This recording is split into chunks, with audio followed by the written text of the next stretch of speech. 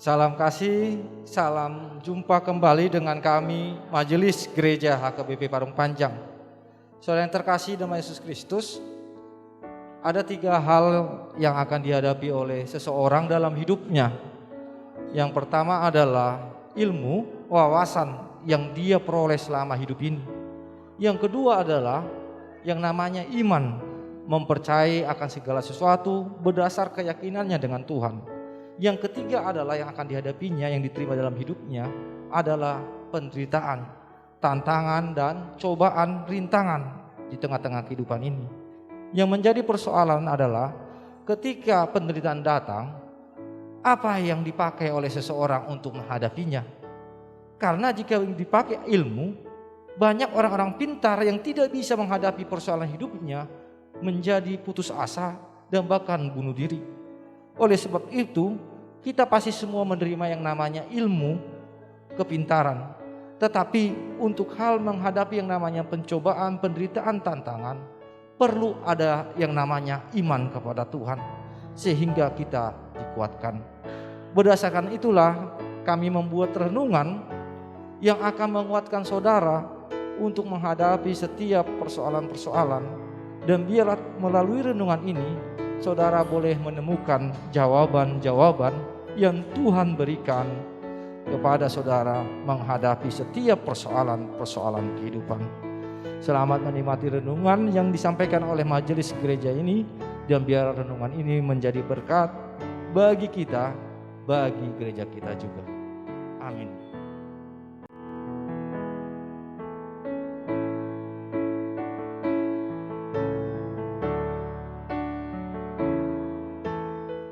Salam, salam sehat buat kita semua. Selamat pagi. Sebelum kita melakukan kegiatan kita atau aktivitas kita, alangkah baiknya kita terlebih dahulu mendengar renungan kita di pagi hari ini. Sebelum kita mendengar renungan, mari kita berdoa. Bapa yang baik, Bapa yang kami kenal, dalam nama anak-Mu Tuhan Yesus Kristus, Juru Selamat kami Tuhan. Terima kasih Tuhan atas karunia dan kasih-Mu Tuhan. Kau berikan di pagi hari yang indah ini Tuhan, sehingga kami bisa mendengar sebagian dari renungan, sebagian dari firman-Mu Tuhan. Bukalah hati dan pikiran kami Tuhan, biar nanti firman-Mu bisa jadi pedoman hidup bagi kami Tuhan, bisa pedoman di keluarga kami, pribadi lepas pribadi, dan juga di tempat pekerjaan kami Tuhan. Terima kasih Tuhan, hanya dalam nama Tuhan Yesus Kristus kami berdoa mengucap syukur Tuhan. Amin. Firman Tuhan kita di pagi ini yang terambil dari 1 Samuel 2 ayatnya yang ke-8. Begini firman Tuhan. Ia menegakkan orang yang hina dari dalam debu dan mengangkat orang yang miskin dari lumpur, untuk mendudukkan dia bersama-sama dengan para bangsawan dan membuat dia memiliki kursi kehormatan. Sebab Tuhan mempunyai alas bumi dan di atasnya ia menaruh daratan. Saudara-saudara yang terkasih dalam nama Tuhan Yesus Kristus, sebagai orang percaya, kita diharapkan untuk dapat melihat segala sesuatu yang terjadi dalam hidup kita dengan sudut pandang Allah. Dengan demikian kita dapat mengerti apa yang terjadi di dalam hidup kita, bahwa tak satu pun yang terjadi tanpa seizin Tuhan. Dan tak ada yang kebetulan begitu saja. Tuhan selalu punya rencana dalam setiap hal yang kita alami. Dan Dia selalu menyediakan yang terbaik buat hidup kita. Saudara-saudara yang dikasihi Tuhan kita Yesus Kristus, firman Tuhan kita di pagi hari ini mengingatkan perjalanan atau pengalaman Hana yang sudah lama tidak mempunyai anak, dengan segala macam cemoohan, terutama dari istrinya Elkana juga dari Penina yang sudah punya anak. Inilah kalau seorang ibu tidak punya anak, dibilang mandul, ini suatu yang kurang baik. Pasti banyak segi negatifnya sama seorang ibu. Ini adalah ada persamaan sama kita, adat budaya orang Yahudi dengan orang Batak tentang garis keturunan atau marga. Tapi zaman sekarang saya kira tidak ada lagi. Yang sudah mengenal Yesus, tidak ada lagi kalau anaknya tidak mempunyai laki-laki, tidak disuruh lagi. Kalau di kampung mulo sorong anaknya disuruh lagi manguli mahu amang museninna. Saya kira terutama di jemaat kita di Parung Panjang tidak ada lagi yang begini.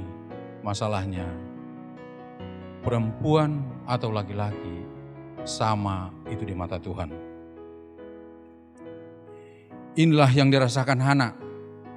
Tapi dengan penuh percaya pada Tuhan, Hana berdoa terus, rajin beribadah, tetap penuh pengharapan akan berkat Tuhan pasti datang. Dia berjanji, kalau Tuhan memberi anak, nanti pasti dia akan dipersembahkan anaknya itu buat Tuhan. Akhirnya Hana dianugerahkan anak yang diberi namanya Samuel. Hal ini juga bisa menjadi semangat bagi setiap orang perempuan yang terus berdoa untuk memohon agar Tuhan memberikannya keturunan. Bukan hal yang mudah untuk menghadapi perjuangan seorang perempuan seperti Hana yang begitu lama menantikan keturunan, menghadapi berbagai macam omongan terhadapnya, bahkan melukai hatinya. Tapi Tuhan menegakkan Hana. Tuhan tidak membiarkan Hana terpuruk. Inilah kesaksian Hana bahwa hanya Tuhanlah yang mampu mengangkat keterpurukan hidupnya karena Tuhan mempunyai alas bumi. Dan di atasnya ia menaruh daratan. Artinya bahwa seluruh yang ada di bumi di bawah kekuasaan Tuhan, hanya Tuhan yang mendapat sesuatu tidak mungkin menjadi mungkin. Sebab bagi Allah tidak ada yang mustahil. Lukas 1 ayatnya ke-37. Amin. Mari kita berdoa. Bapa yang baik, Bapa yang kami kenal dalam nama Tuhan Yesus Kristus Tuhan. Kami sudah mendengar sebagian dari firman-Mu Tuhan. Buatlah kami ini Tuhan, kuatkanlah iman kami Tuhan. Kuatkanlah kesetiaan kami Tuhan. Seperti Hana Tuhan, yang tetap berdoa dan penuh harapan Tuhan. Dan juga Tuhan kami berdoa bagi jemaat-jemaat-Mu Tuhan, yang belum mempunyai anak Tuhan. Berikanlah ketabahan, berikanlah pengharapan seperti Hana Tuhan, biar dia kuat Tuhan.